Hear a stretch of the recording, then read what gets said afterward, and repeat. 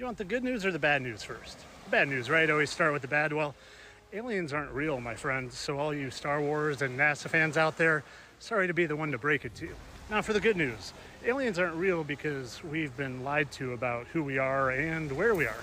We don't live on a spinning ball in endless space, but we're in a nice enclosed little realm here. And we're all spiritual beings living this human life, having a spiritual experience. And that's why they lied to us about it. So we were disconnected from it all, disconnected from who we are and where we are, and disconnected from the creator of it all. Because if they can convince you that aliens are real, and there's other galaxies and star systems and other planets that aliens are traveling here from, well, then it reinforces the fact that you were just an insignificant little piece of dust in endless trillions of space particles. It's why they send fake rockets up that always go like that. Because they're crashing in the Bermuda Triangle. They're not going to space. They're not going to the moon. They've definitely never sent a rover to Mars. Now, if they can convince you you're an insignificant piece of dust, well, guess what? You're easier to control.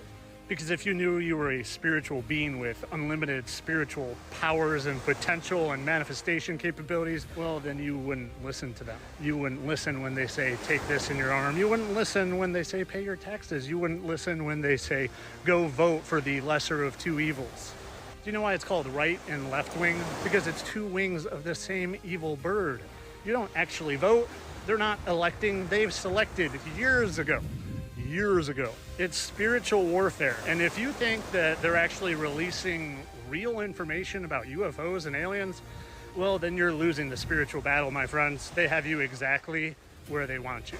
But there's a lot of us out here trying to help, trying to give you real information, trying to show you things like how water doesn't curve. At rest, water is always flat and level. Like the North Star that sits right over the north and never moves, ever in the same spot all the time, is impossible on the heliocentric model that is supposedly has us spinning 1,000 miles per hour at the equator, going around the sun at 66,000 miles per hour, going through the galaxy at 400,000 miles per hour, and going through the universe at 2 million miles per hour, all in different directions, mind you. Yet Polaris just always sits right in the same spot.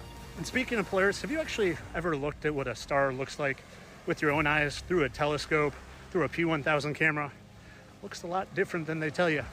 And guess what? Light doesn't travel endlessly. You can't see light from quintillions of miles away. No, they've fed us a bunch of lies, my friends, from the moment you've been born and they put a little solar system above your crib to all the propaganda on the movies and Star Wars and Star Trek and Space This and SpaceX. It's all lies to keep you in control, to keep you afraid.